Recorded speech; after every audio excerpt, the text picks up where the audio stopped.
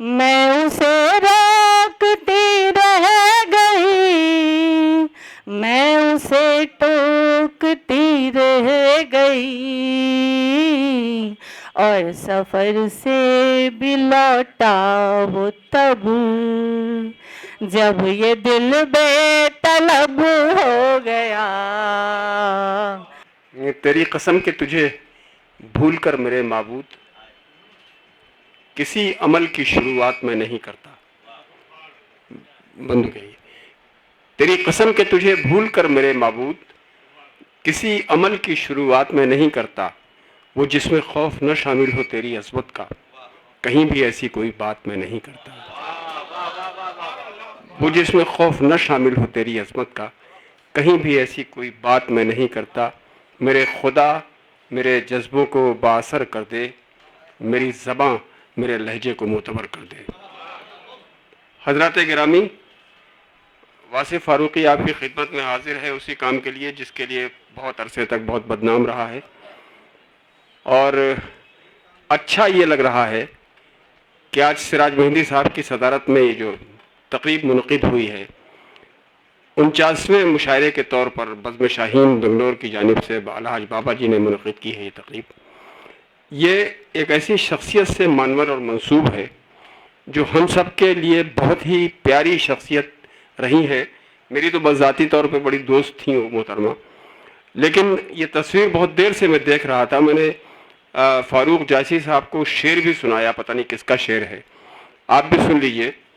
یہ شعر ہے نسیم نگہت صاحبہ کی تصویر دیکھ کے مجھے شعر یاد آیا تھا وہ، کہ ایک ہستی ہوئی تصویر کو میں، ایک ہستی ہوئی تصویر کو میں دیکھتا ہوں تو رلا دیتی ہے۔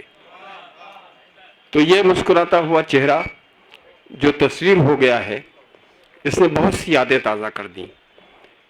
ڈاکٹر نسیم نگہت کے اہل خانہ میں ان کے شوہر نامدار منور جعفری صاحب یعنی پپلو لکھنوی، ان کے بیٹے، ان کی بیٹی، ان کے داماد، سب لوگ اس تقریب میں شرکت کر رہے ہیں۔ ان کا پورا گھر آنگن یہاں موجود ہے، لیکن وہ خود نہیں ہے تو ایک عجیب سی کمی کا احساس ہو رہا ہے۔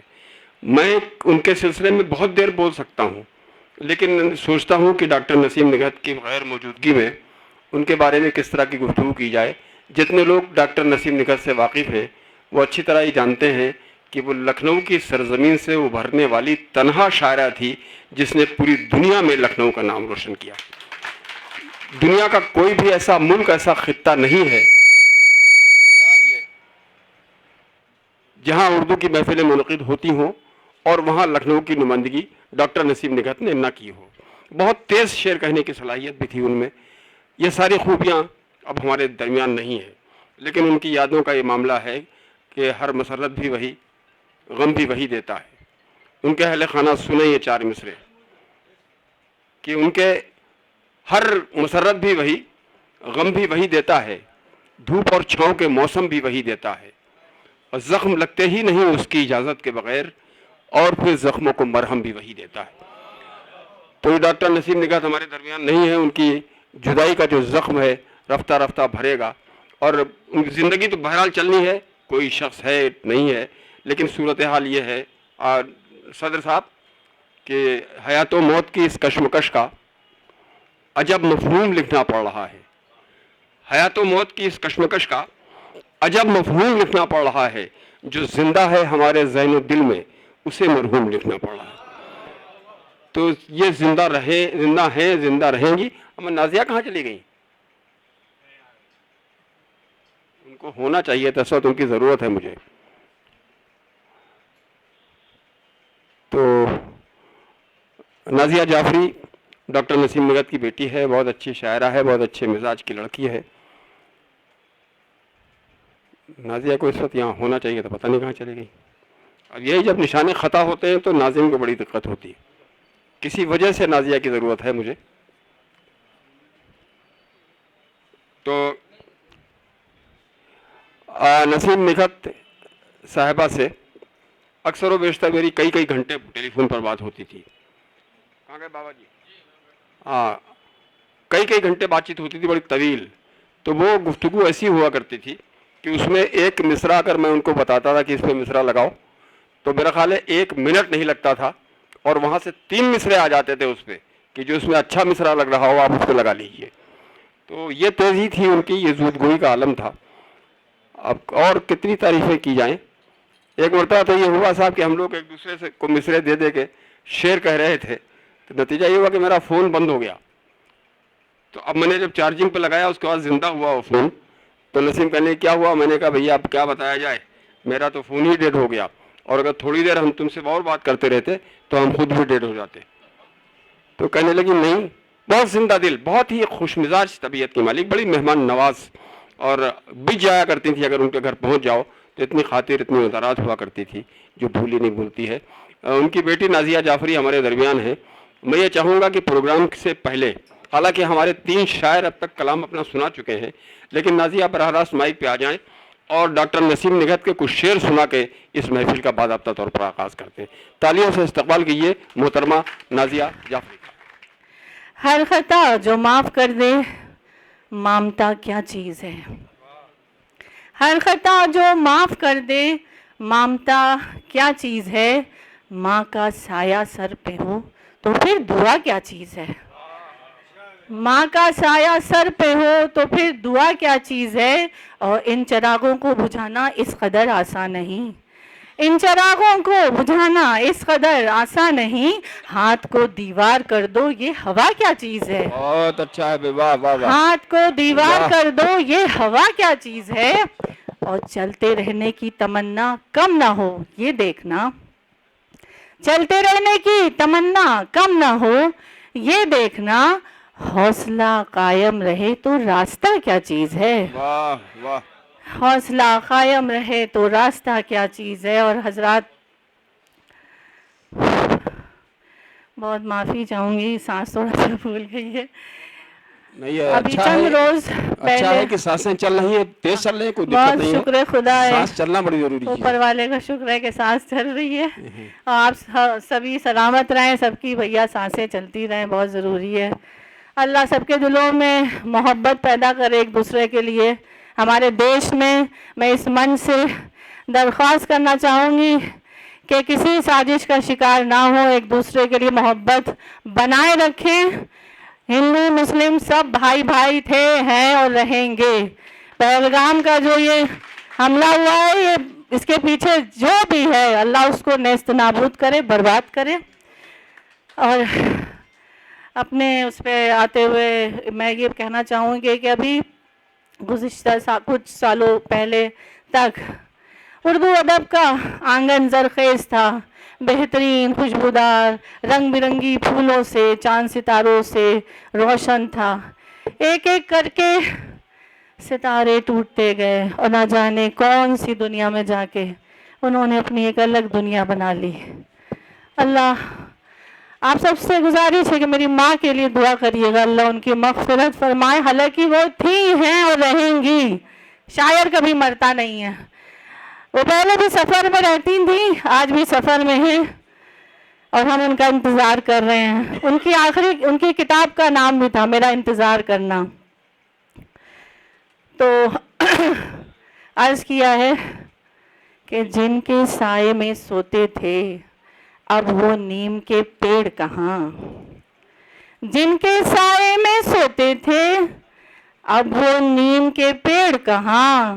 جادوگر کے شہزادی کے قصے ہمیں سنائے کون. جادوگر کے شہزادی کے قصے ہمیں سنائے کون. اور نفرت سے نفرت بڑھتی ہے، پیار سے پیار پنپتا ہے. نفرت سے نفرت بڑھتی ہے، پیار سے پیار پنپتا ہے. آگ لگانے والوں کو یہ بات مگر سمجھائے کون. آگ لگانے والوں کو یہ بات مگر سمجھائے کون. بہت شکریہ، بہت شکریہ. ذرا نوازش ہے آپ سب کی. اور آخری شعر ہے کہ اماں تھک کر آنکھیں موندے مٹی اوڑھے سوتی ہیں. اماں تھک کر آنکھیں موندے مٹی اوڑھے سوتی ہیں. گھر آنے میں دیر لگے تو اس کی طرح گھبرائے کون. گھر آنے میں دیر لگے تو اس کی طرح گھبرائے کون. اور ایک شعر اور ایک مطلع اور ایک شعر حاضر کر رہی ہوں. یہ ممی کا تھا، اگر یہ تو اپنا حاضر کروں. اچھا اوکے نکل لے. تو اب اجازت چاہیں کہ ایک شعر و مطلع اور پڑھیں، ہے نا؟ ٹھیک ہے. تو ایک شعر ہے ممی کا ہے، ترنم سے ہے. تھا جو آنکھوں کا کاجل وہی آنسوؤں کا سبب ہو گیا. تھا جو آنکھوں کا کاجل وہی آنسوؤں کا سبب ہو گیا. آئینہ ٹکڑے ٹکڑے ہوا، دل لگانا غضب ہو گیا. آئینہ ٹکڑے ٹکڑے ہوا، دل لگانا غضب ہو گیا. اور اس کا یہ ایک شعر ہے جو الہامی شعر ہے، جو ممی نے اپنی زندگی میں لکھا تھا، اور ان کے جانے کے بعد میں نے دیکھا کہ باقاعدہ وہ چیز ہوئی. شاعر جتنے بھی یہاں بیٹھے ہیں، اللہ سب کو زندگی بخشے، صحت بخشے. بڑے درد سے لکھتے ہیں یہ اپنی شاعری. تو وہ جو شعر تھا کچھ اس طرح تھا کہ ممی کے اس دنیا سے جانے سے پہلے 3 دن پہلے پاپا کو کہیں باہر جانا تھا، اور ممی انہیں روک رہی تھی کہ نہ جاؤ نہ جاؤ. کچھ ان کو ہو رہا ہوگا الہام. خیر پاپا چلے گئے، ممی پیچھے سے دوڑی کہ آخری بار دیدار کر لیں اور خدا حافظ کر لیں. اور اسی کے درمیان میرا بھائی جو تھا وہ گانا گانے لگا کہ تو نہ جا میرے بادشاہ، ایک وعدے کے لیے ایک وعدہ توڑ دے. مطلب بڑا عجیب سا تھا. خیر پاپا گئے، اور جب وہ 3 دن بعد واپس آئے ہیں تو ممی کا دل بے طلب ہو چکا تھا. تو اسی پہ یہ شعر ہے کہ میں اسے روکتی رہ گئی، میں اسے ٹوکتی رہ گئی، میں اسے روکتی رہ گئی، میں اسے ٹوکتی رہ گئی. اور سفر سے بھی لوٹا وہ تب جب یہ دل بے طلب ہو گیا. اور سفر سے بھی لوٹا وہ تب جب یہ دل بے طلب ہو گیا.